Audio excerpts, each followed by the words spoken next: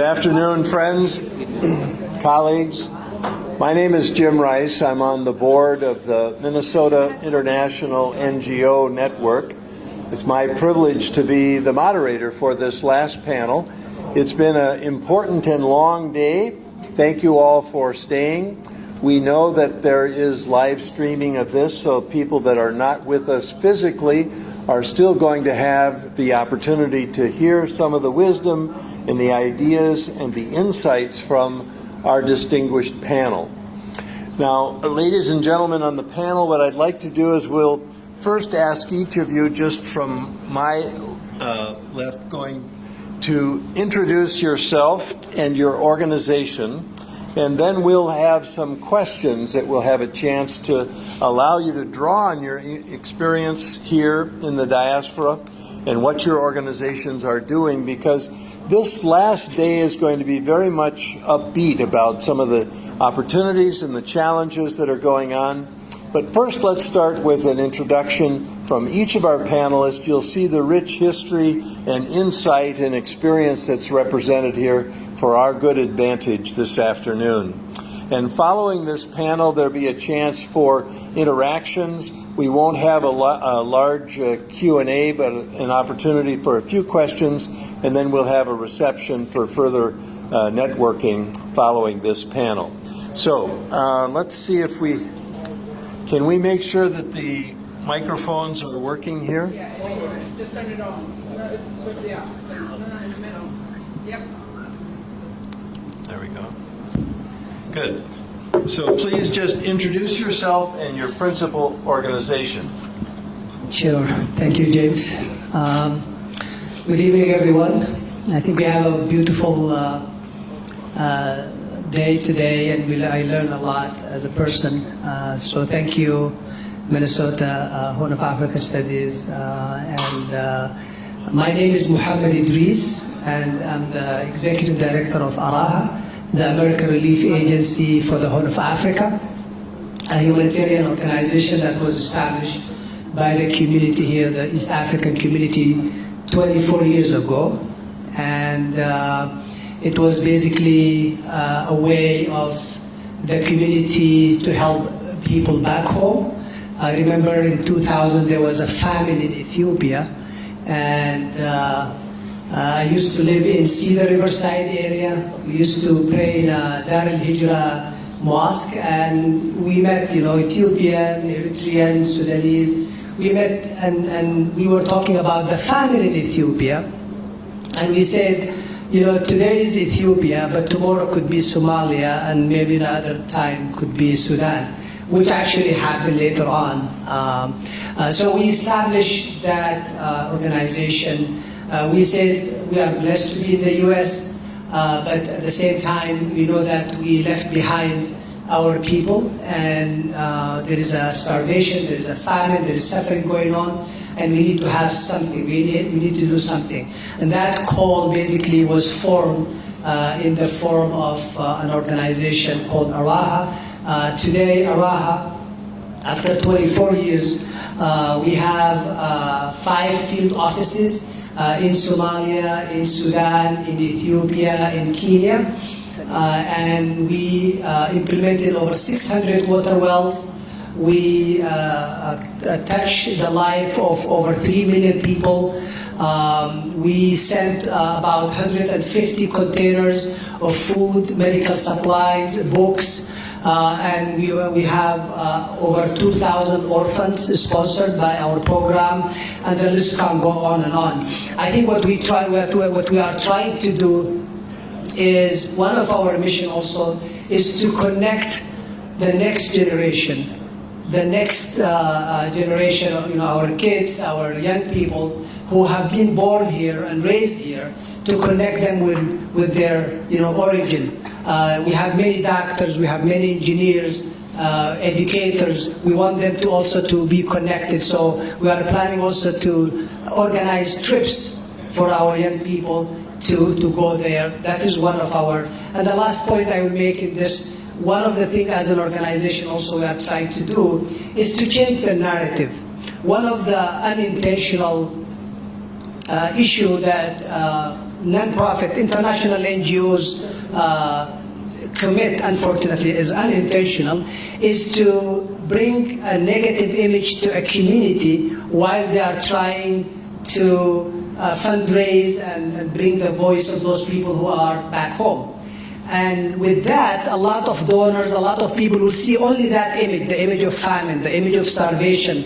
And what we are trying to do as people from the region, we are trying to bring the positive aspect also. That this region is not only about famine and starvation and conflict and war, but it's also a region full of civilization, full of culture, full of cuisine and food, full of beautiful culture there.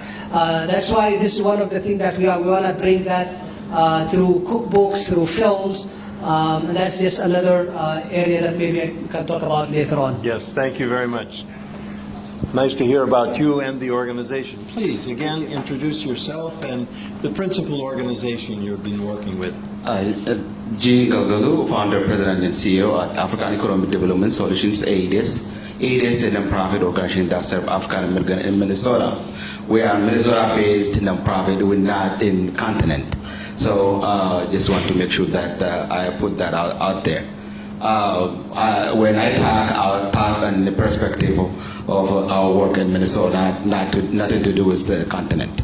So that's for my disclosure. We do business plan training program. It's a 12-week of training designed for startup or expanding businesses. And also we do TA, technical assistance, different area of business need. We do lending. We are CDFI, SBA micro lender, providing loan to small business. We do financial capability in the first-time home buyer education, housing counseling, and also we do credit placemaking, which is the intersection of art and culture for economic development strategy.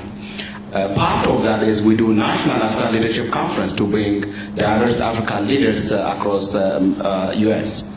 And happen to this conference is going to be August 1 and 2 here in St. Paul at Intercontinental Hotel. The other piece is we do Little Africa Annual Festival every year in St. Paul to showcase the resilience and hard work of African immigrants in U.S. and to show that my friend Idris just talked about the negative side, the contribution to this country as African, and over 109 billion purchasing power we have in U.S. I think that is, we're not just contributing to the continent, we contribute to our home here, and this is a big, with B, 109 billion in U.S. purchasing power African American have. This is bigger than multiple countries. So we are asset here, not deficit. So that the list that we bring to U.S. and also, our motherland also we contributed in different way. So I pass to my colleague. Thank you. My name is Sahayo Dajo. I am originally from Ethiopia. I lived here for almost 34 years. In my career, I was a social worker, senior social worker at Hennepin County, and then also prior to that, I worked at Roosevelt High School. I will touch on my previous work later on, but I'm going to focus on an organization dear to my heart called REAL, Resources for Enriching African Lives. This organization I founded and I volunteer. I'm not a paid staff for the last almost 20 years. So what we do is, with the generosity of people from this country, we support girls. I will look at the title of this summit, Transformative Contribution. I really do believe that we are transforming girls and their families. We focus on girls, disadvantaged, poor, yet we don't call them like that. If you go to our website, you don't see girls with torn clothes, but we support them financially. We give them a mentor, We rally a community. As you know, women's and girls' issue, and let alone in the country that is advanced, what is happening in where we came from, we all know. And it's kind of preaching into the choir. If I start to say girls are facing this, women are this, we all know. And we are fathers, we are mothers. We came from where we came from. We know what's going on. So truly what is happening for our girls for the last 20 years, truly transformative. With this wraparound program that we do, we get them from 6th grade to 12th grade completion, and during that time, a mentor, a community is with them, are with them, and they support them. So they became doctors, and actually using this opportunity, I'll invite you to our 20th anniversary on September 14 at St. Paul Union Depot. You come and hear a lot of stories. These girls and their families' life truly transformed. If I start to say stories, the time is now, end of the day. It's gonna take, a lot of my time and your time if I have to start stories.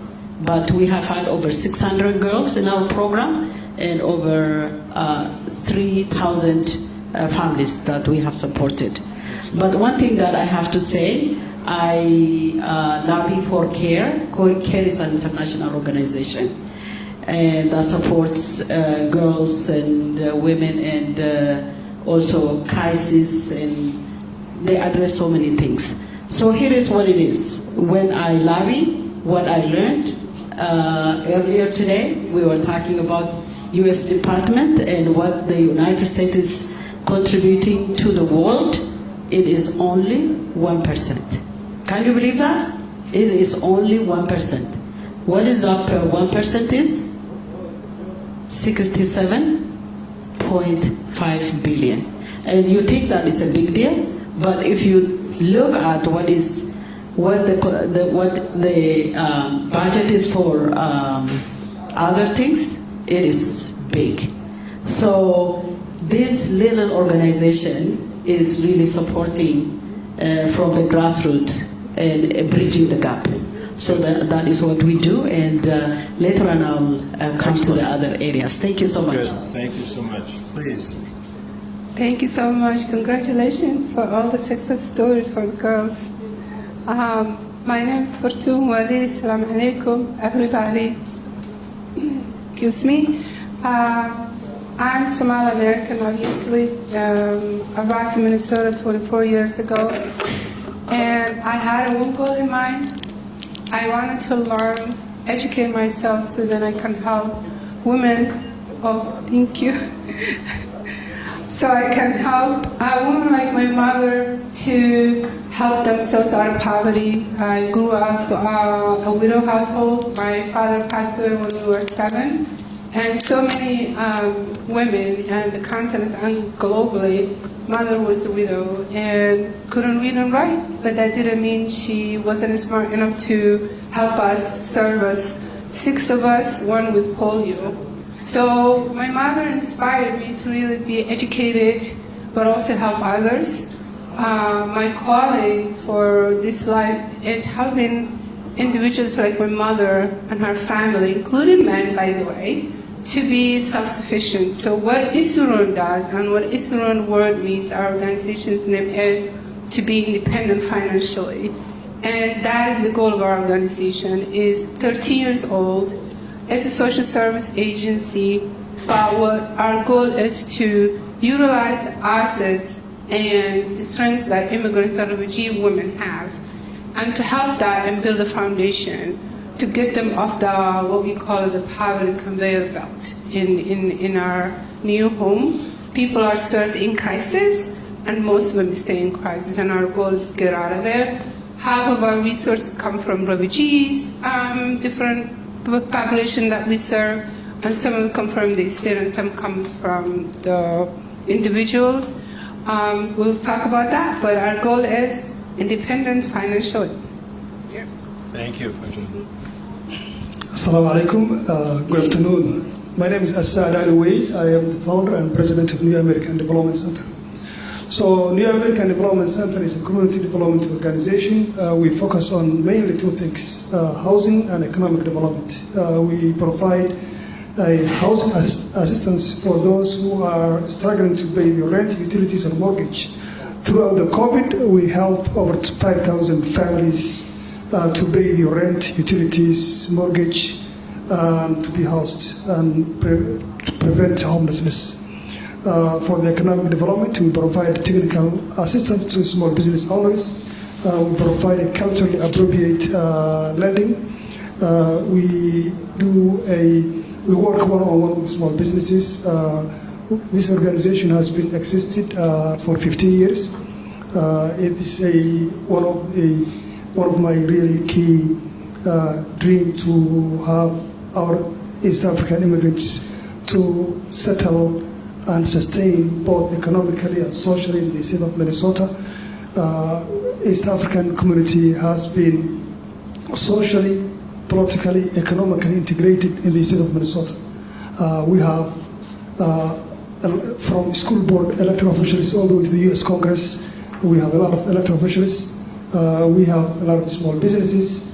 I think East Africans are the most entrepreneurial-minded immigrants in the state of Minnesota.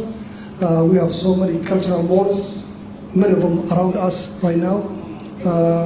For the other workforce areas, East Africans and people we work with have so many different talents in healthcare, in education, in other professional services. We had so many businesses in healthcare agencies, in other social services also as well. So we are settled in Minnesota. East African immigrant community are asset to this state. I think according to the minority communities' contribution to the economy of Minnesota, about $11 billion. East Africa is one of the major minority community in the state of Minnesota who are taxpayers and contribute positively to the state of Minnesota. Thank you. I have, I've recorded some key words from their introductions. We're going to dig into this in more detail, give them a chance to flesh out the contributions that they're making, and also we'll want to end with some actions they think could be done by themselves, by other groups, by public and private initiatives to even leverage and amplify the good work that they're already been doing. These are some key words that I heard in no particular order, but continuity and long-term engagement and service. We've heard from all of these individuals. They're not just doing it for a year, they are steadily engaged in this. Another word was a sense of community, self-reliance and self-sufficiency, building on positive assets. I've heard these words from them thus far. One other word I'd like us to keep in mind as we now get into some Q&A, some questions and some dialogue within the panel and with all of you, and that is the word of diaspora itself. It goes back to the ancient Greece, Diaspora, and it means to scatter or to sow. That's the origin, the etymology of that word. And what we're going to hear now over the next half an hour, 35, 40 minutes, is how scattering these individuals have been so productive in sowing and bringing back and harvesting so many good services and talents and contributions, both to the individuals that are here and to the community and to the state, but as we've heard throughout the day, to the nation and back to the continent and to East Africa itself. So I'm very impressed, and thank you again for your service. Remember that the title of this panel at the end of our day is Diaspora's Transformative Contributions in the United States, Minnesota, and Africa itself. So let's probe that a little bit further. You've been intrigued, I'm sure, as I have been, with their remarks on the rich history and experience and approach that they're taking in service and to unleash and to amplify the voice of the individuals that they exist to serve. So again, I thank you for that. We've identified some questions that we'd like. This first pass, I would like to start probably with Eugene and just talk about what are, as you can be as precise as possible, not big long speeches, but some examples from your perspective of what are the positive contributions that your energy, your work, your organization, but the general East African community itself is making as a contribution. You can say anything you want. It can be economic, can be cultural, political, social, whatever it is. But let's start with you, and then we'll move to you, and then to you, Fortune, and then you, and then we'll end with you, okay? So what are these contributions? Let's try and be precise and tease everybody to think in this positive way, the contributions that are being made to so many different communities and people. Thank you. This is wonderful. I think, early on, some negative about African immigrant. They see us people who receive welfare. When you see numbers, that's a lie. Numbers is a fact. When we say 109 billion with D, the contribution that we brought to this country is immense. Yes. It's 45% of African immigrant U.S. are bachelor holders. They're already educated back home. 45%. So that doesn't mean all those are working in their profession of education. There's wasted also because they are not using their education as well. So just when we come to Minnesota, we partner with Concordia University and funded by MNIHAS Foundation a number of years ago. And 2 years ago, Dr. Corey, Bruce Corey, who is Associate Vice Chair of Concordia University, updated at the National African Leadership Conference. Minnesota, actually just today, he gave me recent numbers also. Minnesota, 2 years ago, we have 2.8 billion purchasing power in Minnesota. To this state, but we are the largest donor to Africa, the continent. We're not just bringing assets to this country. We are the largest, larger than USAID to Africa. We are the largest donor. So where is the deficit? We are asset for both for this country and our motherland. So this is and also the next generation, Africa is going to be the youngest in the continent. So we are bright, is going to the future of Africa is bright. You know, we do have a challenge, but the future of Africa is bright because the generation, the young generation in the future. So that means the workforce, we're talking about the low workforce here and declining of number of population over the world. And so Africa the youngest.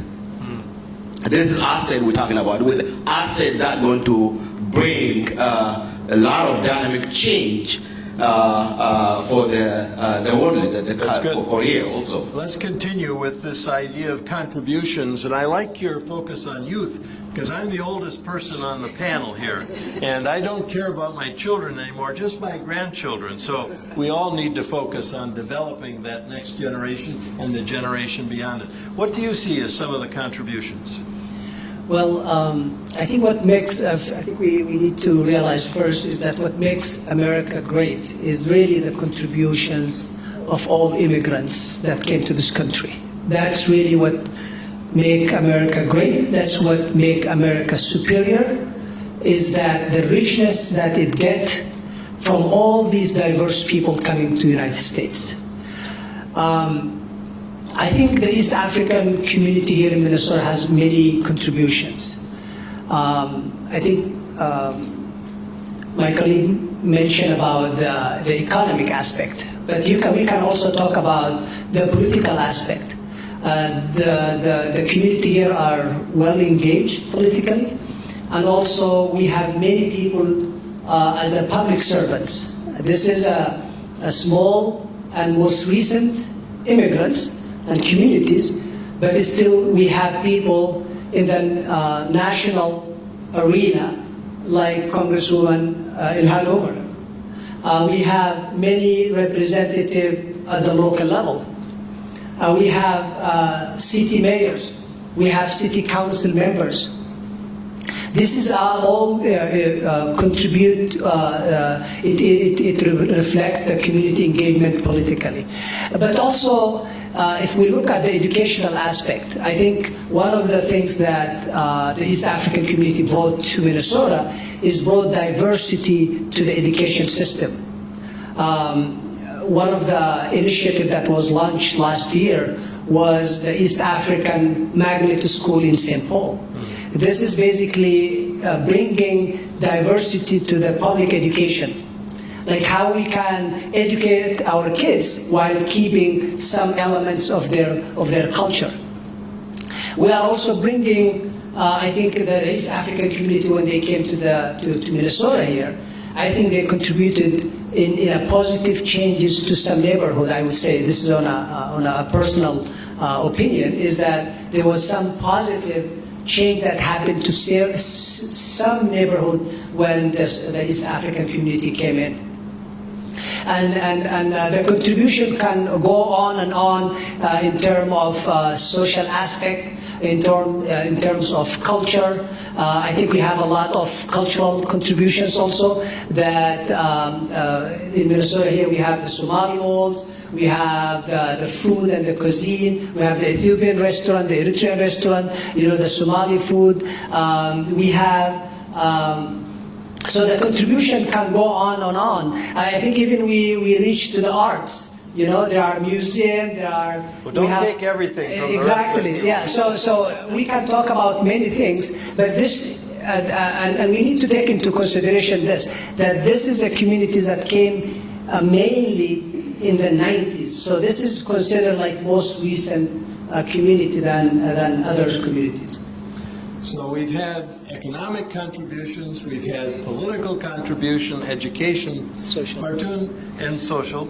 Can you please talk about in your answer, some of the entrepreneurial spirit you're trying to do too?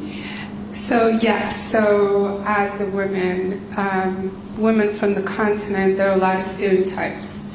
The positive contribution of African women, East African women, Muslim women is that not only we're capable with opportunities, we are getting educated, we have our small malls, we're also keeping our family together. So all the stereotypes of what our Black immigrant, Muslim, or East African will look like, we dismantle that.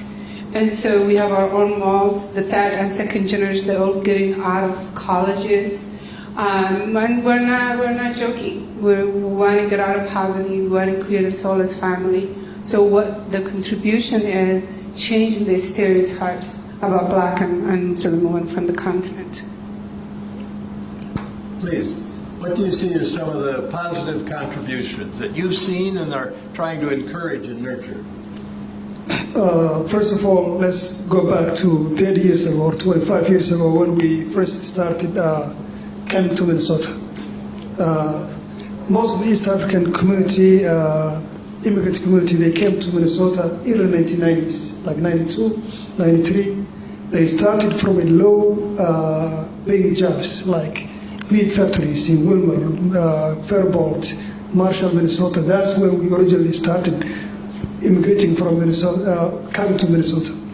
Now, if you see the workforce, the Minnesota forecast says a lot of Minnesotans are aging, and people who are getting into the workforce pipeline, most are immigrants, young, and majority of them are either foreign born or their parents are foreign born. So I think the future of Minnesota is we are part of the future of Minnesota in terms of contribution to the economy, to the workforce, being the healthcare, social security, all that. So if I go back to the positive contribution that I see, I think historically speaking, immigrants are synergize the economy. They bring a new civilization, a new blood to the economy of the United States. If you look, the Irish, the Italians, the Jewish, people who came before East Africans. Welsh. The Welsh. They've been Norwegians, Spain, everybody. So anyone who came to this country, they contributed in this country in a positive way. So the East Africans, we had businesses. We have, I think, for the last 5 years, large number of our community are getting to home ownership. Before, we've been renters, living in a low-income housing or Section 8 housing. You will see now so many people who are becoming middle class, working class, buying homes, being part of, and if you buy a home, you are building assets and wealth in the community. If you go to education, University of Minnesota, or other universities in the Twin Cities, you will see so many young Somali, Oromo, Ethiopian, Eritrean, everybody, East Africans who are graduating in a big number. It wasn't like that back in 1990s or early 2000s. So the contribution that the community is contributing into the economy, into socially, into education, into every sector is really huge. But there is also a challenge and issues that we face. There was a research that New American Development Center and University of Minnesota we did together about Islamic financing. Because one of the key challenges we had when it comes to positive contribution is culturally and also systematically. For some Muslims, we don't really pay interest. So starting a business, you have to require to get access to capital funding. You have to go to a bank. Each bank, they require you to get interest. If you want to buy a home, same thing. At the same time, systematically, there's a huge systems in place that not only the East Africans, but also all the minority communities are very hard to breach, which really is one of the challenges that we need to talk more about. I have one quick question for you. You mentioned housing that you're involved in. What can be done to make sure there's more opportunity for cost-effective housing for people to own some of that? And when we go to you, I want to focus in on how you're empowering young girls and women to be involved, not just in homekeeping and housekeeping, but in advancing themselves in a wide variety of ways that you've mentioned before. But please, on housing, what could be done better or differently? For home ownership, actually, back in 2018, I get a Bush Fellowship specifically on how the Muslim community be able to get home ownership in cultural ways. So I created an alternative financing committee, including University of Minnesota, Federal Reserve Bank of Minneapolis, Sunrise Bank, institutions like finance, educators, faith, elected officials, and cities. So the main purpose was members of this community are able to buy home, but what is stopping them is culturally and religiously. To do some kind of solution that we can come up with an idea of home ownership through cultural ways, where banks are not able to lose any money, like a profit-based transactions, home ownership, not interest-based. And I think through that journey, it's been a long journey, a lot of discussion, very hard to change the financial regulations. We even contact with the Office of Currency Control, many different places. But the state of Minnesota, for the first time, they introduced a concept of home ownership without interest. And I think that RFB is coming up in very soon. There is a couple of banks who are competing to, it's a pilot project, So we are trying to lead the country for people who are culturally not willing to take interest, how they will be still able to buy homes. It's good. It's good. About 15 years ago, I had a discussion with the Islamic Development Bank, and when you can't charge interest, you have to be very creative, and it's that capitalization, and you have so much power and influence. Why isn't there a East African Development Bank here that allows some of those? Maybe that's what your new strategy is. There has been an attempt to create either a community bank, credit bank, or something sort like that. It's very difficult to create, especially when you are a minority, when you are a Muslim, and a lot of negative things are going on. So one of the findings of the research that we did with the University of Minnesota was, if you go to the banks and you ask anything other than interest, basically, they will say, you want to bring a Sharia law to Minnesota. Automatically, you are flat on something. The one thing we have here from the Scandinavians is the cooperative model. We'll explore that later. So, that's it. Well, it's hard to follow this because they finished everything, right? But thank you for narrowing it down for me to actually focus on the contribution of women and the resiliency of immigrants and refugee women, day and night, what they go through to raise children, to deal with this cultural adjustment. Our kids go through, families in general, go through several stages in the adjustment, to the point that these women have the kids to be bicultural, bilingual, and to have them hold into their culture. If you look how the women carry the culture to pass into their children, and that's their contribution in holding their family. We go through a lot. We've gone through a lot as women, as adjusting as immigrants and refugees. And then to come to my organization in Ethiopia, we bring this learned, what we learned here, to empower them, to kind of navigate the cultural push and suppression and discrimination. How can they overcome that in a very wise way, not to have a backlash from the community or from the culture? So this is not just the contribution. Now we're talking about bringing back some ideas back to the continent. So please continue. Yes. So in my trip, every year I take my vacation in addition to volunteering. So I bring this, what I learned from here, to empower these girls and their mentors and their communities. We hold workshops, we hold trainings where they can look at their culture. Is not really intending to suppress them,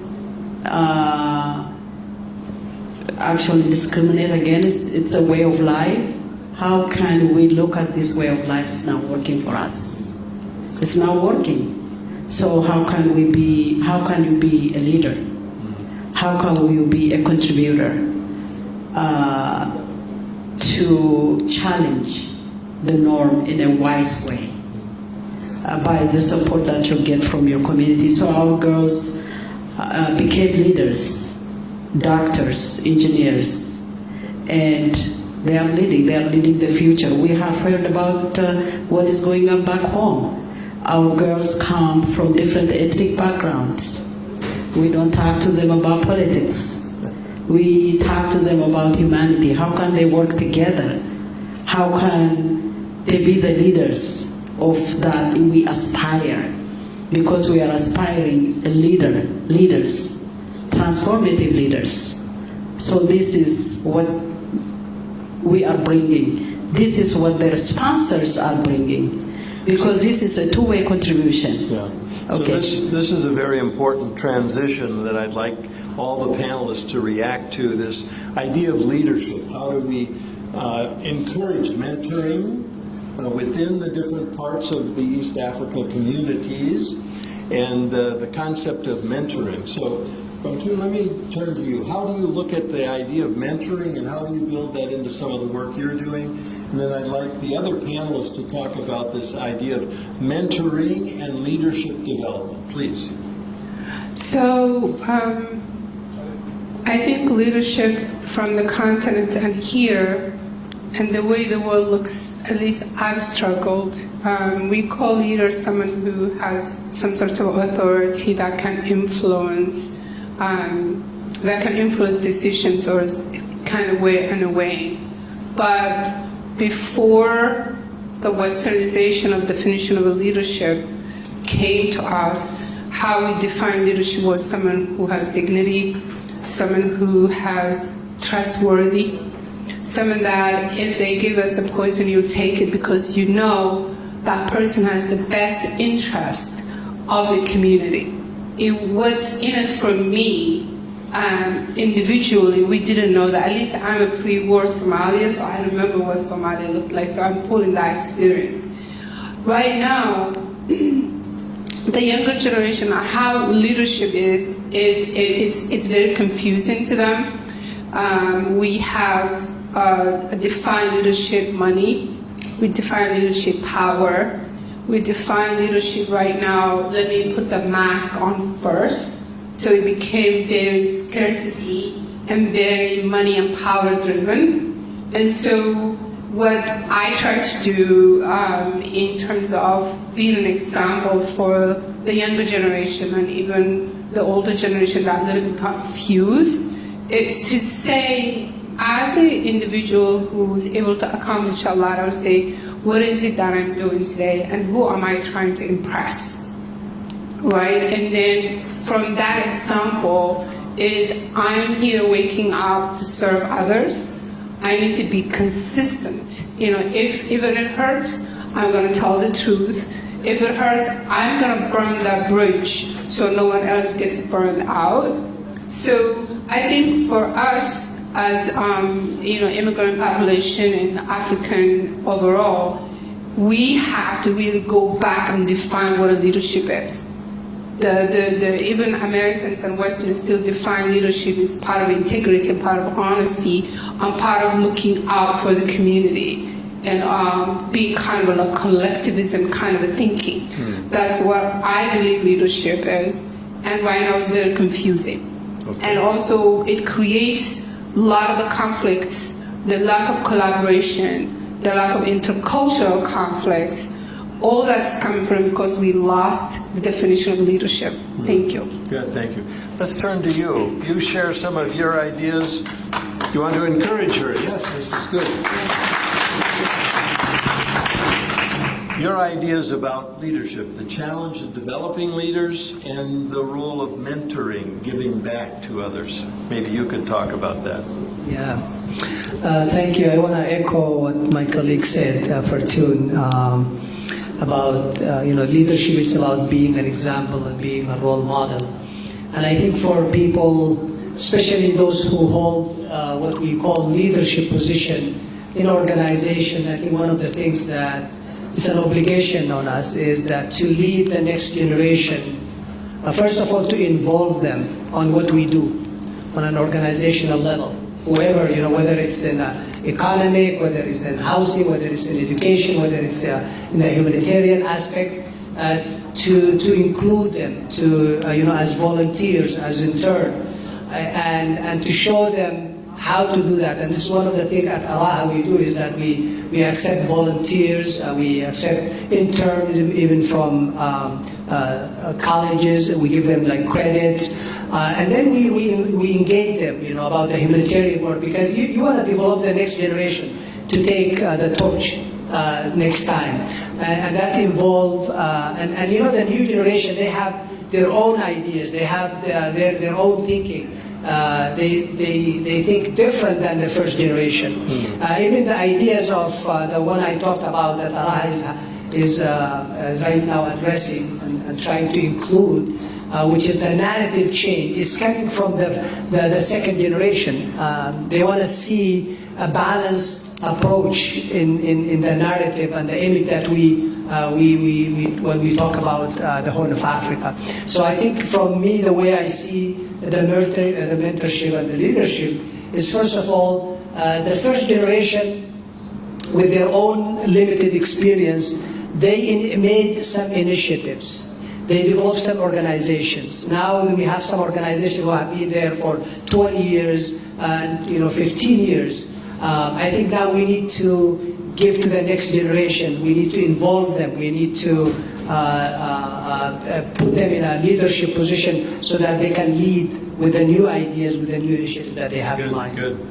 So I think we're hearing it's not just the first and second generation. I think they're saying it's the third and fourth generation we need to be paying attention to.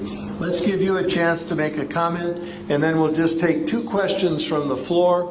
We want to try and bring this panel to a close in just a few minutes. We'll give each of them a chance for a closing comment in just a moment. But first, this idea of leadership and mentorship, how do you react to that?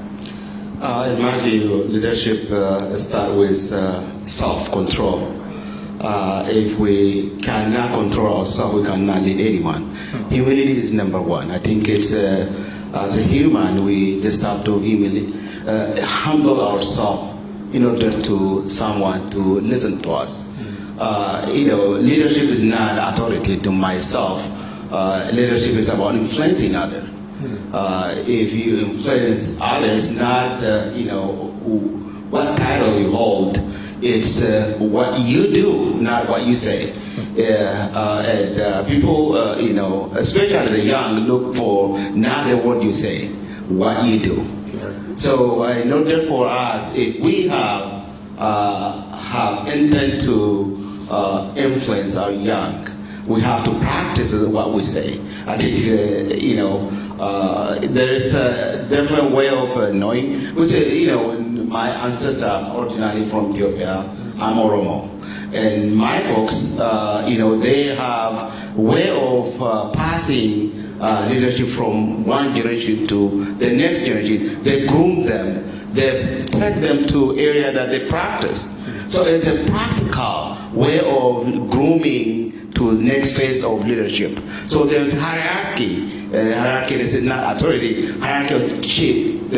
When they are young, when they are ready, they know exactly when they're ready to take next phase of their leadership skill. So there's not only just a Western approach of leadership, the indigenous way of knowing also, in my view, is the best way of leadership. Authentic, is organic way of grooming the future generation. Thank you.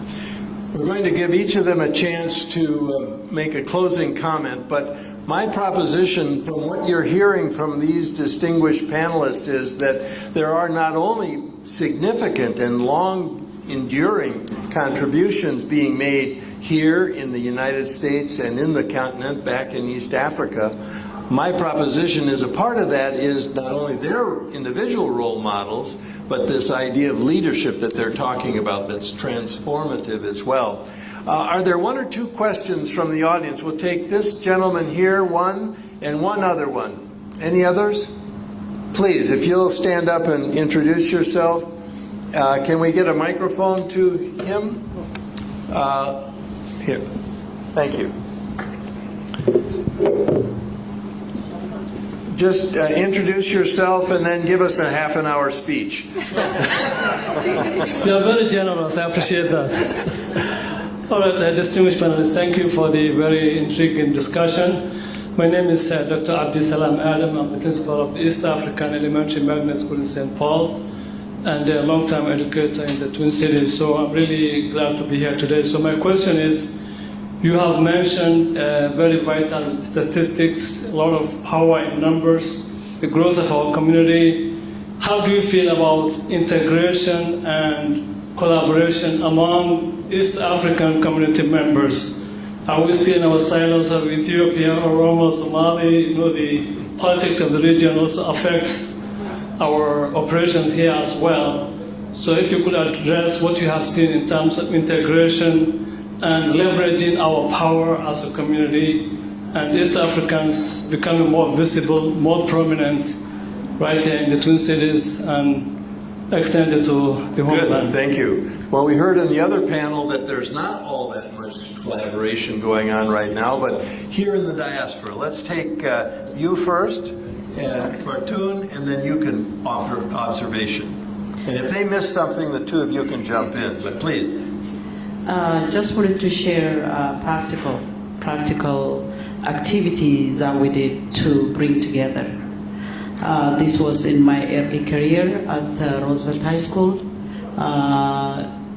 African kids were coming, a lot of Somali, Oromo were coming, and they were struggling. So what we did was to form a Pan-African elders and parents. And actually, I thought there would be an opportunity for me to show an album. I have it in my car. So what we see, even though we acknowledged that there is unity, or earlier when we were talking, that we don't have any issue as people, but we have to be honest. I saw in the kids the difference, the division between Africans and African Americans. We saw that. Our kids were fighting. I don't know, probably that changed now. So then what we did was we formed these elders and parents, and we don't care if you got a D or C and passed 12th grade. That was a big deal for us. So we came together and we rewarded these kids. And what we did was also to have them practice their culture, their identity, and knowing that the challenges that they go through. Because what we say at home is different, and what they experience is different. As people, as kids of color, especially Africans, they want to be together, and there was no model that can facilitate that as unified. As a community, yes, in our own, we do, but as a community, we need to come up with something. So you found some collaboration. Yes. Fortune, how do you look at this? So the collaboration, I think opportunities are there. We as East Africans really are thriving as lone wolves. Every one of us is doing great on their own. We have a huge contribution thanks to many of us. Last couple of years when we sound the alarm that we're not actually, like Jean said, we're not just takers, we're contributing. African Americans are contributors, Native Americans are contributors. But the message that we consistently got and get is and has been, we've been saved, we've been funded, we've been this. So there's a huge system undermining us and our communities that we need to stop living in a survival mode. We're no longer in a survival mode. Our communities may be, because some are still coming out through the ladder. And so personally, my goal for 2024 is to see what assets that Israel has that I can share. We have first, in Minnesota, we've trained the first doula, birth attendees in the whole Minnesota. Infant and maternal mortality rate of African immigrants, including African Americans, are very high in Minnesota. We have a huge health disparity, so instead of screaming at the system, we're creating our own workforce. And then I crossed the aisle and said, hey, Oromo community, other Africans come over. This is the asset we have. We have to share our ideas of earning income, and really, the system is telling us there isn't enough for us as communities of color. It divides us based on money. It divides us based on zip codes. And so we as leaders, how we can see collaboration is really looking at what assets I already have that I can share. And then also the last thing I would say is really thinking about abundance is what's going to bring us together, because as African immigrants, traditional faith-wise, we may not have a lot of materials and money where we came from, but we had a faith in looking at everything as an abundance. So the scarcity mentality is very toxic in our communities. And the last thing I would say is, because we are in a westernized world, we need to start taking orders from back home. All right, thank you. Thank you. One moment. Let's start the process of making some closing observations. Now, you can make an observation about any of the themes that have bubbled up thus far, or any admonition that you'd like all of us to think about. Even the bald white guy, what would you like me to think about? So please, we'll have a closing comment from each of you. I think for cooperation between amongst our communities, that I will go back to the question that Dr. Sharif asked. You know, I think the system is in place won't allow us to really cooperate well. I know Jingle Girl served so many different African immigrants, African descendants, everybody, and surround me, every one of us, all of us, we do. We serve white people, we serve native.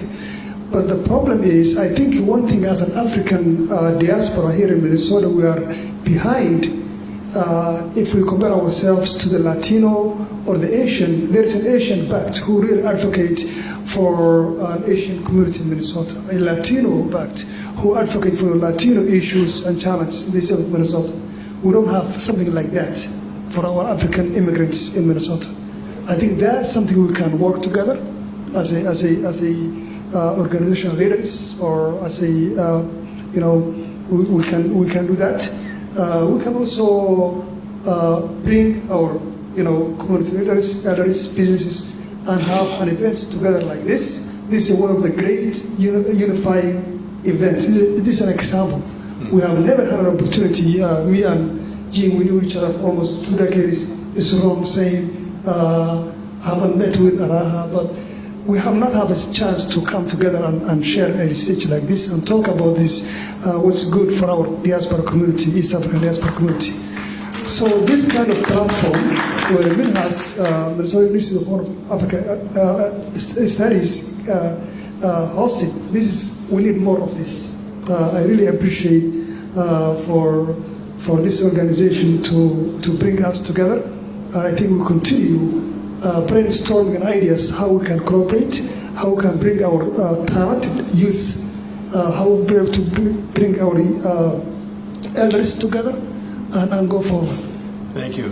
Let's go to you. We'll move down and we'll give you, Otun, the final word. I was reflecting on the session before us. We had 4 people representing the major community of Ethiopia, the Tigray, the Amhara, the Somali. And as you heard, everybody was grieving.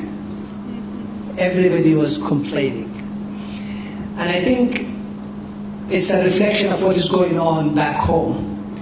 And I think being East African in diaspora here, we have the opportunity to dialogue like what we did here today. We have the opportunity to think. People there may not have that opportunity and may not have even the system that allow them even to assemble. So I think this is an opportunity that we take an advantage of this and try to help solve some of the problem back home. That is one thing. Another thing, I think here also there is a responsibility on us from the country here that we call home. That as a citizens, we need to contribute and we need to inject our ideas and our, the diverse worldview that we are bringing to this country, that will, so that we can help in the problem solving of the communities here. Always when new culture come, there's a whole worldview come with it. And that's really an important thing. When my colleague was talking about the Islamic finance issue, for example, that's a whole different perspective that may not be here at all. Now, to think about that is just another way of solving certain problems. So I think there are many, there is a responsibility for us, for the people where we came from, and also there is a responsibility for us here in the community we live in, and we need to be up to that. Good, thank you. Please, Jean. I think, Dr. Abdul Salam, you mentioned a really critical point. As African immigrant, what we do here, we collaborating. I think, we collaborate with outside of African immigrant than African immigrant within ourselves. The scarcity mind that said that my sister just mentioned is created by philanthropy. Philanthropy creates a scarcity mindset because they give a peanut for me, they give, what's the difference between you and Assad? They ask the difference between Assad, not difference between me and So that is the base of the issue, because we cannot collaborate. In order for me to get that peanut, I have to say everything it takes about Assad. What we really forget was our community lost. We failed our community. I share that, a loud share in myself as well. I am part of it. So we failed our community here because we collaborate so much. 99% we collaborate with outside of African immigrant. There are so many tables. We called to check mark. There's African immigrant in a group that's check mark. I sit in a different boards for check mark. I look them good because some of them they have to get CRA credit. Some of them have to get this approval from different agencies. So that is the base of the challenge. We failed our community. I think we cannot blame no one because we're smart enough to collaborate and know what's best for us. So there was attempt in a couple of years, about 3-4 years ago, to try to bring coalition of African Americans across U.S. Finally, just recent development, we are about to launch very, very soon. So we have creating coalition of African immigrant, looking at the diversity. African immigrant, when we say we are very diverse for religion, region, country, you name it. So we are very, very diverse. We just have to admit that, we are not monolithic.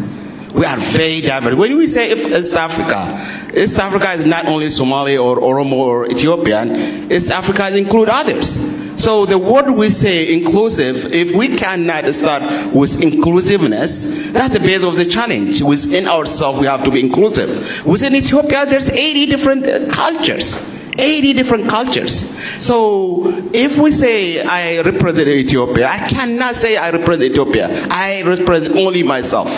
So that is acknowledging that diversity have to be part of our discussion. Anytime we discuss diversity, inclusion have to be part of that. So to answer your question long, there's some light. But we did fail our own community. So we cannot blame no one.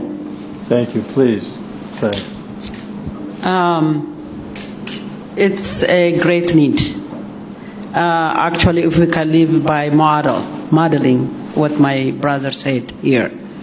So, as you can see, there are lots of African agencies.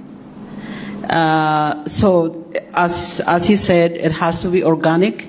Something need to happen so that we can actually even influence back home for us to come in together. I am for it. I am for it. And unless we come back to looking at being humanity, whatever is going on in the world, we see it, right?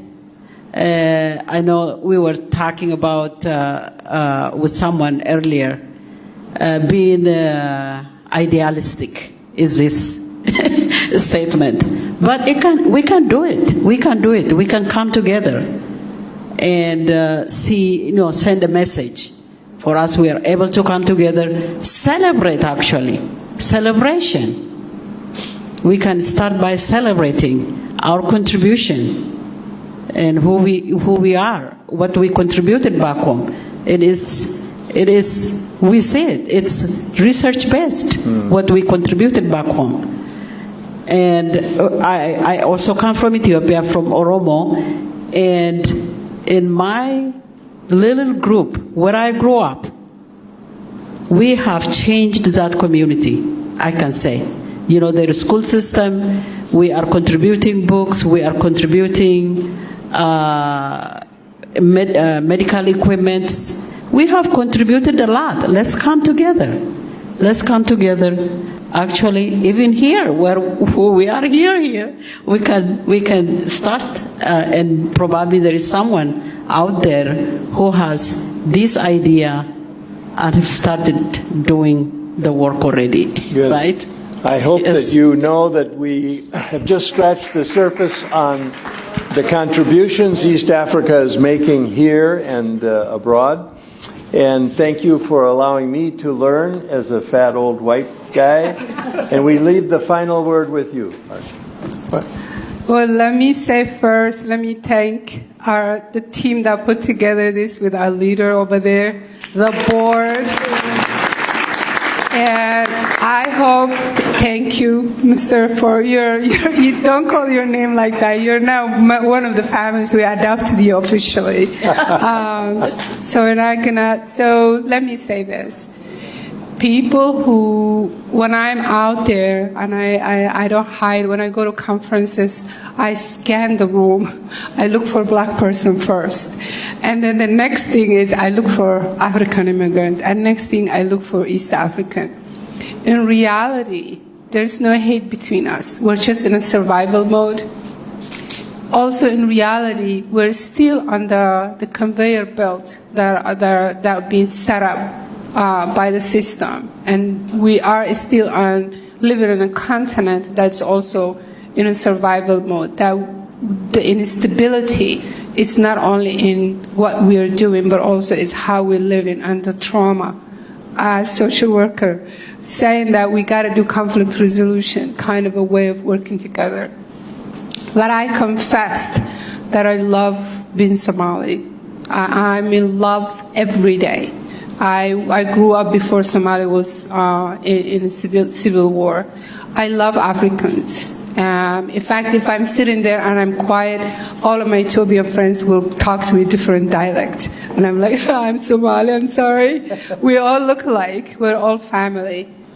I think it's upon us just to identify areas of our weaknesses or improvement and just continue our tradition of relational tradition and building trust and believe in our faith. And, you know, America, love it or hate us, we're here and we're contributing. So thank you so much. Please, everyone stand and give them a standing ovation for their contribution. Thank you very much.